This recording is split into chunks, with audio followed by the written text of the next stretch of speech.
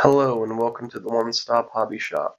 This video is going to go over the OpenSciEd High School Curriculum Summarized Materials product that I created specifically for the OpenSciEd High School Curriculum.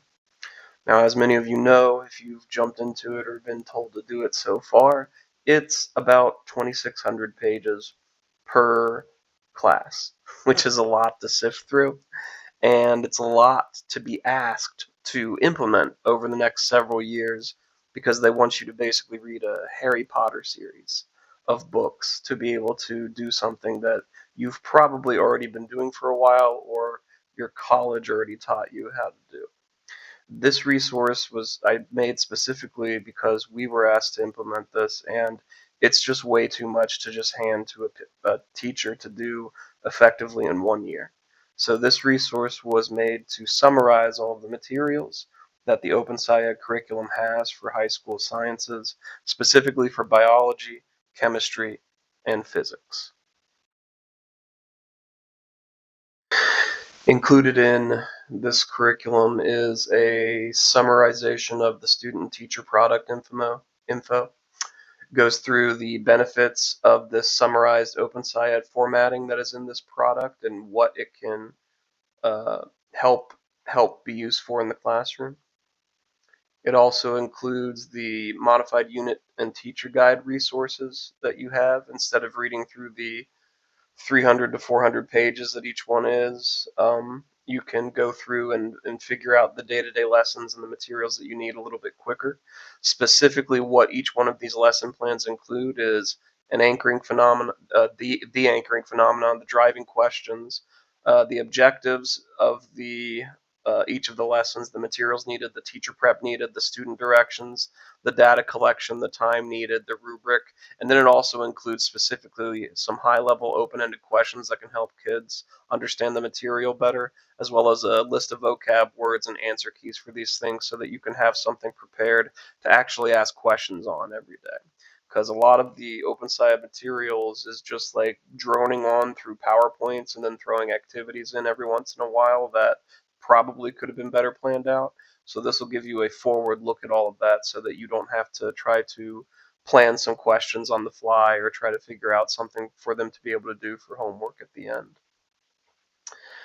This also includes, if you're interested in reading through it, some of the positives and negatives of the curriculum that have been found out so far in the 2 years that it has been published for schools to be able to use, and a list of the implementation concerns that most people have with trying to implement this in their own schools. And this is really a lot of these implementation concerns are what's this resource was made for to be able to address.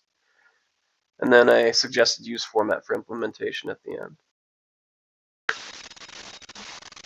The summarized teacher handbook info goes through and gives you the basic routines that are heavy in the OpenSciEd curriculum. All the entire OpenSciEd curriculum works around this. It's basically the scientific method that they've renamed and reconfigured into different names and slightly different ways to explain them.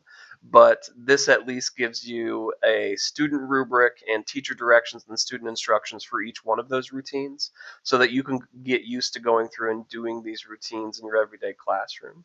The whole concept of OpenSciEd is the idea of storylines.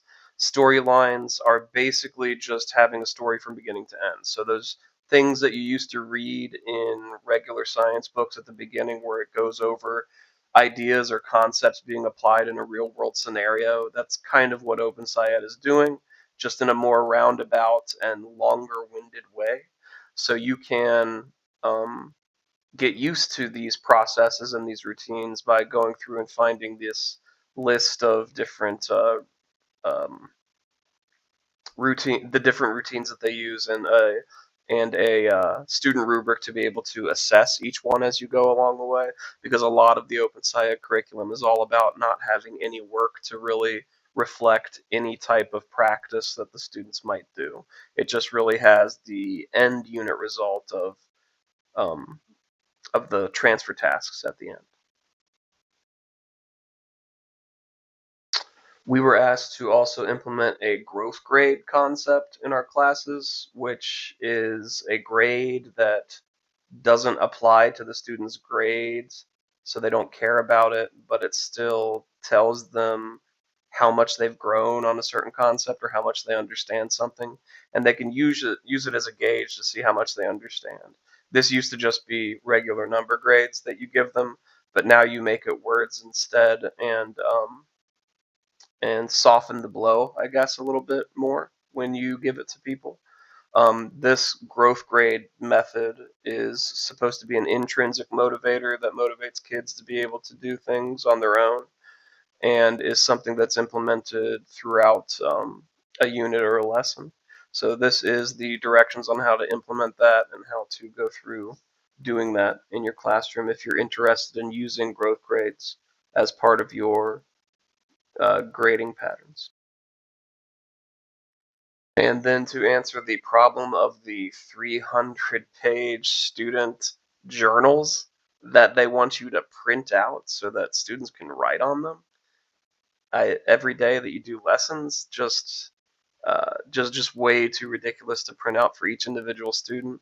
So I made a smaller, easier tracker that follows along with this um, summarized lesson plans that goes through the main information that students would normally want to have in a regular notes situation. So it goes through, as you post the lessons, you can go through and give this information to students or talk about it as you go through, and it gives the students something that they need to make sure that they are copying down and referencing along the way.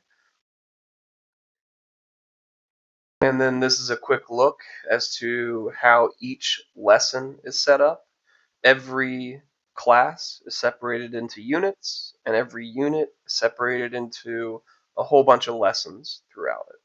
So instead of having each 50-page lesson plan to be able to read through, I made these very quick, very easy to scroll through, check each of the days that are required to do the lesson plan type printouts that could be put into a lesson plan book and pulled out anytime that you want to use it. Going through it, it goes from top to bottom the anchoring phenomenon that you'll be talking about during that lesson for the OpenSciEd curriculum, the main driving question that kids will want to focus on that you can put up on the board during that time. And then it also includes the what materials are needed, what teacher prep needs to be done, the student directions, the student objectives. A lot of the materials needed will be the ones that are already in the PowerPoints, but you may also have to make sure that you have the activities and lab materials ready as well. It'll also go over the student objectives and the concepts covered specifically in that lesson plan instead of reading through paragraphs and paragraphs of information to find this, you would think, simple information that would be easily published for teachers to be able to use in a classroom. It also includes some vocabulary words that they would run across for each of the lessons, the time needed, and some rubric information on how you could grade kids if you wanted to take that specific lesson that day as a grade. The high-level student questions are the questions that really show that they understand it. They would be great to use as either a beginning for the next day bell ringer or for end of the day exit slips to be able to consider how kids are doing on the materials. And then it repeats that process day by day until the lesson is over. At the end, there are answer keys for all of the questions for each of the days, and specifically for the data interpretation that students should get from the lesson plan specifically, so that you know kind of what they're looking for. So instead of reading basically this entire lesson plan over the course of 50 pages per lesson plan that they have published for it, in 2 to 3 pages you can get more than enough information to be able to do this and teach it with them and specifically cover all of the things that are still in the curriculum while also making it a little bit more rigorous and easy to use for everyday use. Thanks for taking the time to watch and consider this product, and good luck with your own implementation of the OpenSciEd curriculum.